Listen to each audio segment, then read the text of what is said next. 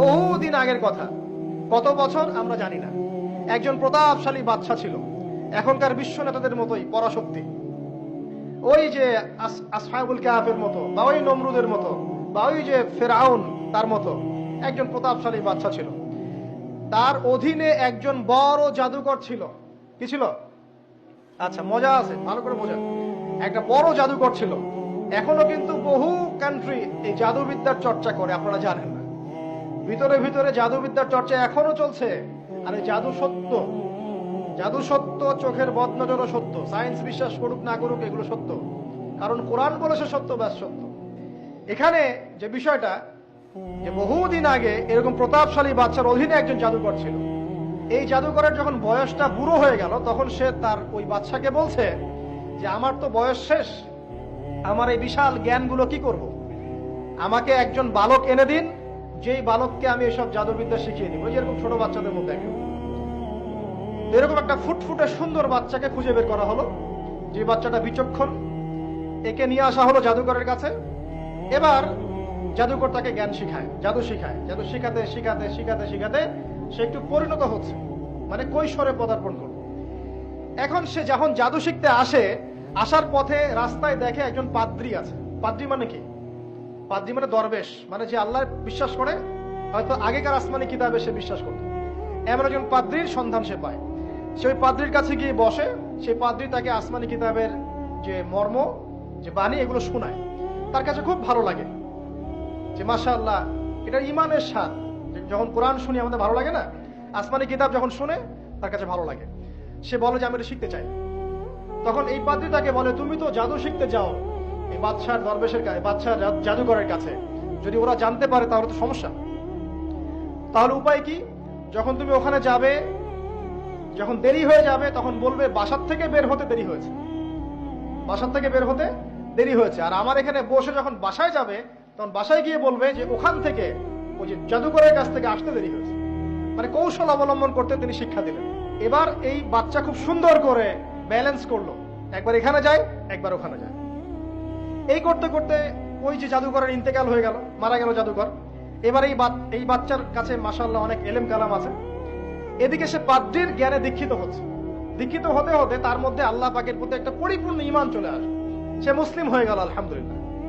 মুসলিম হওয়ার পরে একদিন সে যখন বাদশার কাছে যাচ্ছে, রাস্তায় একটা বিশাল জন্তু দেখা গেল। বিশাল জন্তু, কিরকম জন্তু আমরা জানি না।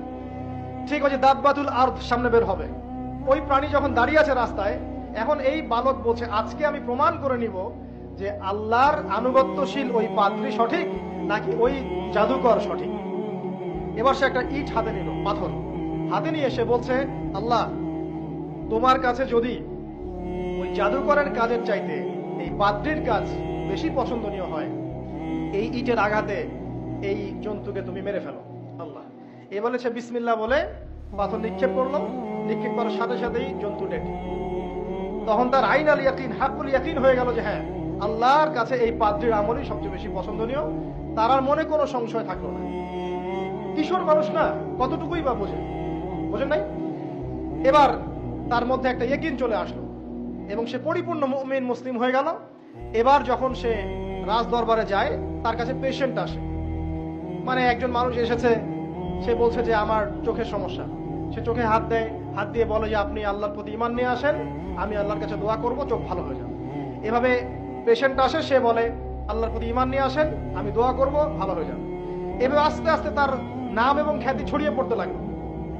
যেই তার কাছে আসে, সে বলে আগে মুসলিম হন, ইমানদার হন, আল্লাহর প্রতি বিশ্বাস করেন, আমি দোয়া করব, ভালো হয়ে যাবে।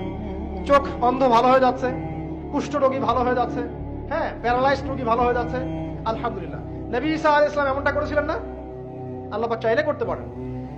একদিন ওই রাজ দরবারের একজন মন্ত্রী আসছে। এবার ওই রাজার একজন এমপি সাহেব, তার চোখের সমস্যা, সে আসছে। এসে বলছে যে আমার এই চোখের সমস্যা, আমার চোখটাকে ভালো করার দরকার, তোমার কাছে কোনো ওষুধ আছে নাকি?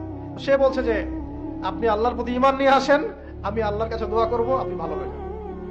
এবার সে আলহামদুলিল্লাহ ঈমান নিয়ে আনলো এবং সে ভালো হয়ে গেল। এই ভালো হয়ে যাওয়ার পরের দিন যখন সে আবার ওই পার্লামেন্টে গিয়েছে আর কি, ওদের তৎকালীন রাজদরবারে, এবার রাজা ওকে দেখে বলছে যে তোমার তো চোখ অন্ধ ছিল, কিভাবে সেবা লাভ করবে? সে বলে না কিভাবে সেবা লাভ করলো, সে বলতে চাচ্ছে না, কারণ সে আজ করছে যে বললে সমস্যা হবে। এক পর্যায়ে তাকে খুবই পিটুনি দেওয়া হচ্ছে, রিমান্ডে নিয়ে গিয়ে কঠিন মাইর দেওয়া হচ্ছে। এক পর্যায়ে সে মারের যন্ত্রণা সহ্য করতে না পারে বলে ফেললো যে ওই বাচ্চা, তার কাছে গিয়ে আমি আরোগ্য লাভ করেছি এবং সে আমাকে বলেছে যে তার রবের প্রতি ঈমান নিয়ে আসতে, তাহলে আমি শেফা লাভ করব। এই বাচ্চা এখন বলছে ফেরাউনের মতো, যায় না রব্বুকুমুল আলা, আমি তো তোমাদের রব। নমরুদের মতো, আমি তো তোমাদের রব, ঠিক আছে, আমি ছাড়া তোমাদের কে রব আছে? মা আলিমতু লাকুম মিন ইলাহিন গায়রি, মা আলিমতু লাকুম মিন ইলাহিন গায়রি, আমি তো জানি না যে আমি ছাড়া তোমাদের কোনো ইলাহ আছে। এবার এই লোকটাকে হত্যা করা হলো, এই এমপি সাহেবকে হত্যা করা হলো, বিকজ সে ঈমান নিয়ে আসে। এবার সেই বালককে ডেকে আনা হচ্ছে, বলা হচ্ছে বলো তুমি নাকি তোমার রবের নাম দিয়ে মানুষের ট্রিটমেন্ট করা শুরু করেছো? তখন সেই বালক বলছে হ্যাঁ, আমি এক আল্লাহর প্রতি বিশ্বাস করি এবং তার রাসূলের প্রতি বিশ্বাস করি, তার প্রেরিত আসমানি কিতাবে বিশ্বাস করি। এখন রাজা বলছে আমি ছাড়া তোমাদের কোন ইলাহ আছে আমি তো জানি না। এই সৈন্যবাহিনী শোনো, এই বালককে ধরো, ধরে নিয়ে গিয়ে উঁচু পাহাড়ে নিয়ে যাও, ওখান থেকে ফেলে দাও। কথা বুঝতে পারছেন? এবার তাকে নিয়ে যাওয়া হলো, ক্রস ফায়ার দেওয়া হবে, এবার উপরে নেওয়া হয়েছে একদম পাহাড়ের উপরে। এবার ওই বালক উপরে উঠে একটা দোয়া করছে, এই দোয়াটা সবাই শিখে নেন। ওই বালক উপরে উঠে দোয়া করছে আল্লাহুম্মা কফিনিহিম বিমা শি'তা, আল্লাহুম্মা কফিনিহিম বিমা শি'তা, আল্লাহুম্মা কফিনিহিম বিমা শি'তা। পাহাড় থরথর করে কাঁপা শুরু করলো এবং ওই সৈন্যবাহিনী পাহাড় থেকে পড়ে গেল, বালকের কিচ্ছু হলো না।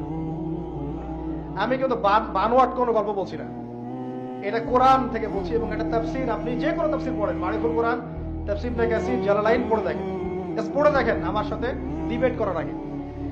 এবার সে বালক হেঁটে হেঁটে চলে আসলো রাজদরবারে। আবার কি ব্যাপার, তুমি মরো নাই? না, আল্লাহ আমাকে বাঁচিয়েছে, আমার রব আমাকে বাঁচিয়েছে। আবার পাঠানো হচ্ছে আরেক দল সেনাবাহিনীকে নিয়ে, যাও এবার ওকে সমুদ্রে নিয়ে যাও, সমুদ্রের মাছ সমুদ্রে ডুবিয়ে দিবে। আবার সে ওখানে গিয়ে বলল আল্লাহুম্মা কফিনিহিম বিমা শি'তা, হে আল্লাহ, অর্থ হচ্ছে হে আল্লাহ, আমার বিপক্ষে যারা আছে আপনি যা দিয়ে ইচ্ছা ওদের বিরুদ্ধে আমাকে সাহায্য করেন। অর্থাৎ হচ্ছে এবার ওই সমুদ্র উত্তাল হওয়া শুরু করলো এবং ওরা জাহাজ থেকে পড়ে গেল। এই বাচ্চা সেফলি আবার চলে আসলো রাজদরবারে। বিশ্বাস করছেন না? চলে আসলো। এবার আসার পরে বলছে শোনেন, আমাকে এভাবে মারতে পারবেন না, আমাকে এইভাবে মারা যাবে না, আমি আপনাদেরকে বলে দিচ্ছি কিভাবে আপনি আমাকে মারতে পারবেন। তো বাচ্চা বলছে কিভাবে মারতে পারবো বলো?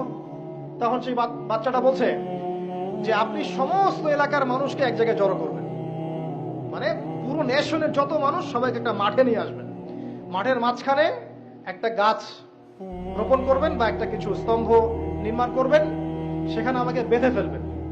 বেঁধে ফেলার পরে আমার এই ধনুক থেকে একটা তীর বের করবেন, তীর বের করে আপনি নিজ হাতে এই তীরটাকে নিশানা দিবেন, দিয়ে বলবেন বিসমিল্লাহ।